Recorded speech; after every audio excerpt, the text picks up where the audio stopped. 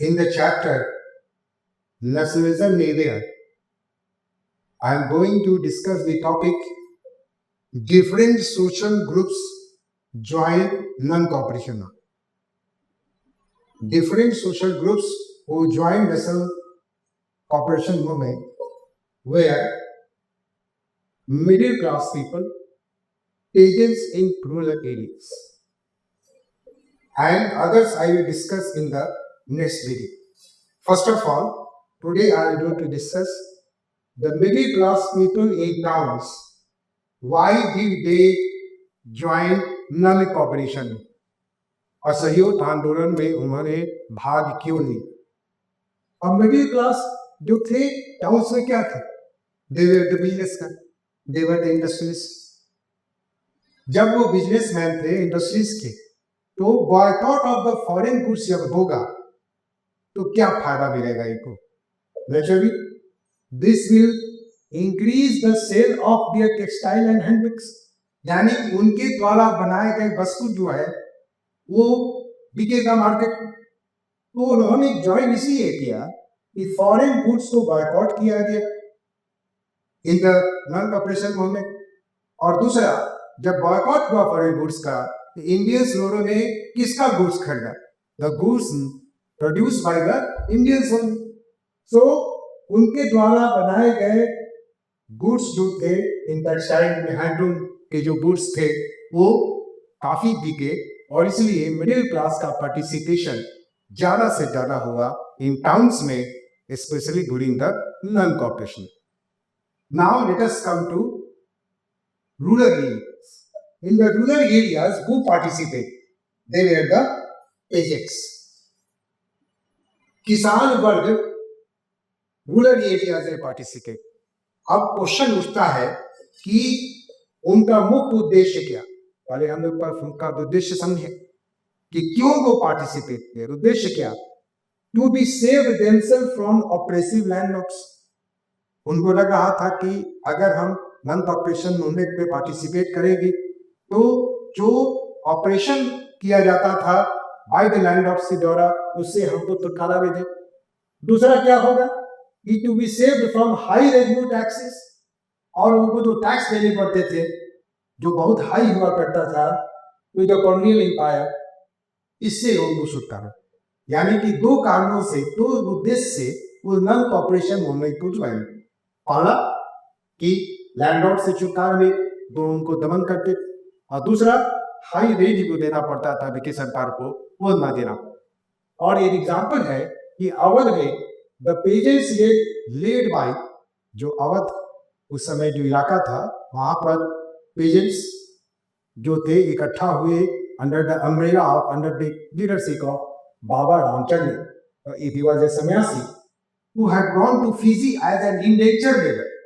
endangered river के रूप में वो फिजी गया था, वही उनको ऑर्गेनाइज किया अवध में कि पेजेंट्स को अगेंस्ट द ब्रिटिश।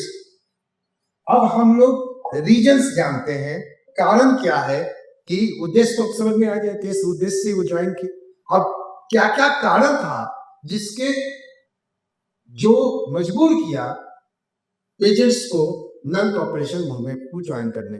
वन था एग्जॉर्बिडेंट हाई रेट, अभी बताया भाई, रेट बहुत हाई था, और बहुत सा सेसेस जो था तलुकदार लोग और लैंडलॉर्ड्स उस पर लाद दिया करते थे, उनसे दिया करते थे टैक्स के रूप में, सेस के रूप। और सबसे इंपॉर्टेंट बात क्या थी कि पेजेंट्स को बेगार करना होता था, हैड टू डू बेगार। बेगार क्या है कि they will do the labour work without payment, यानी कि उनको पेमेंट नहीं मिलेगा उस कार्य को करने के। So peasants had to do बेगार। बेगार का मतलब है labour that villagers were forced to contribute without any pay. उनको काम करना पड़ता था बिना पेमेंट, तो इसी को कहते हैं बेगारी व्यवस्था, जो बेगार करना पड़ता था, इससे कारण उनको बहुत परेशानी आती थी। और तीसरी बात जो थी, नो सिक्योरिटी ऑफ टेन्योर। जो लैंड्स उनको दिए जाते थे, वो लैंड्स का जो टेन्योर था उसका सिक्योरिटी नहीं था, और किसी भी समय उनको बेदखल कर दिया, they were evicted. So right over the lease land उनका डिफाइन नहीं था, and because of that they got engrossed in the non-cooperation movement. They supported the non-cooperation. अब उनका डिमांड क्या था? अब ये समझिए कि ये कारण हुआ। अब वो उनकी मांगे क्या है? नॉन कॉर्पोरेशन मूवमेंट के दौरान उन्होंने क्या मांगे रखी? पहला, नेचुरली रिडक्शन इन रेवेन्यू, जो राजस्व दे रहे हैं उसमें कमी आए। दूसरा, जो बिगाड़ कर रहे थे वो हटा दिया जाए, यानी एवॉल्यूशन ऑफ बिगाड़। और तीसरा था social boycott of the oppressive landlords, यानी कि ऑपरेसिव लैंडलॉर्ड्स का सामाजिक बहिष्कार किया। और देखिए कितनी अच्छा जो इवेंट्स हुआ, एक सामाजिक बहिष्कार उन्होंने देखिए कैसे किया। लैंडलॉर्ड्स का एक कंसेप्ट आया, नाई धोबी बंद। नाई धोबी बंद, नाई धोबी बंद क्या था कि इनके यहाँ कोई भी नाई या हजाम या धोबी नहीं जाएगा, ना उनका बाल काटेगा कुछ, और न ही उनको वहां वाशन में जाएंगे उनके कपड़े धोने के लिए।